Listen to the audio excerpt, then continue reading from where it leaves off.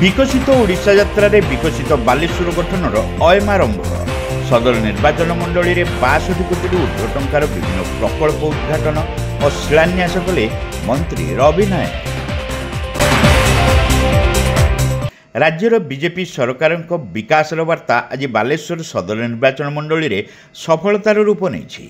राज्य सरकार ग्राम्य उन्नयन पानीय जल और पंचायतराज विभाग मंत्री रवि नारायण नायक जिला गस्त अवसर में सदर निर्वाचन मंडली अंतर्गत रसलपुर पंचायतर कुसुड़िया 62 कोटी ऊर्ध्व टंकार विभिन्न प्रकल्प उद्घाटन और शिलान्यास करा जायछि। एही परिप्रेक्षी आयोजित सभारे मंत्री श्री नायक जोगदे राज्यवासी सर्वांगीन उन्नति पई सरकार विभिन्न पदक्षेप संपर्क में आलोचना करथिले। राज्यर लोकप्रिय तथा लोकों सरकार लोकों हित पई सर्वदा प्रयासरत अछंती बोली से मत देइथिले। एथिरे सांसद प्रताप चंद्र षडंगी, नीलगिरी विधायक संतोष खोटुआ और सदर विधायक मानस कुमार दत्त जोगदे सदर निर्वाचन मंडलीर जनसाधारण आशीर्वाद वर्षक मध्य लोकों आशा और आकांक्षा पूरण में सफलता मिल पारिछि बोली कहिथिले।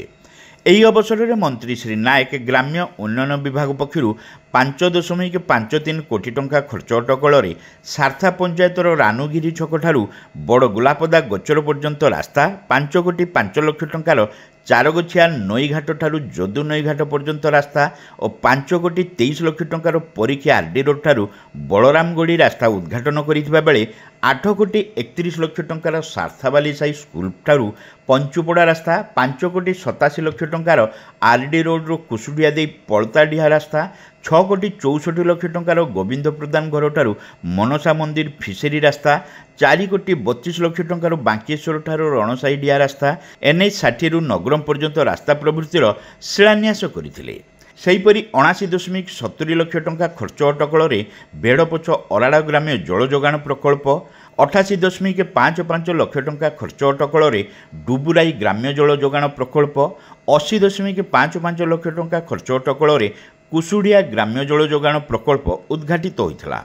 अन्य प्रकल्प मध्य 80.30 लक्ष टंकार जुणगुड़िया, 97.60 लक्ष टंकार तेंतुलीपदा, 108.59 लक्ष टंकार हसनपुर, 79.67 लक्ष टंकार गोविंदपुर, 143.76 लक्ष टंकार महापदा, 81.36 लक्ष टंकार गहीपुर, 100.20 लक्ष टंकार पथरपदा, 367.96 लक्ष टंकार कयाकदला, 80.05 लक्ष टंकार भद्रसिया, 103.96 लक्ष टंकार मनुडिया प्रभृति ग्राम्य पानीय जल जोगाण प्रकल्पर उद्घाटन करा जायथिला। शिलान्यास होइतिबा समस्त प्रकल्पगुड़ी योजनाबद्ध तथा समयसीमा मध्य सारिबाकू मंत्री विभागीय अधिकारी को निर्देश देइथिले। लोकप्रिय सरकार कार्यकाल समस्त योजना आरंभ होई पूर्णांग रूप नेब बोली मंत्री श्री नायक एही अवसर में प्रतिश्रुति देइथिले।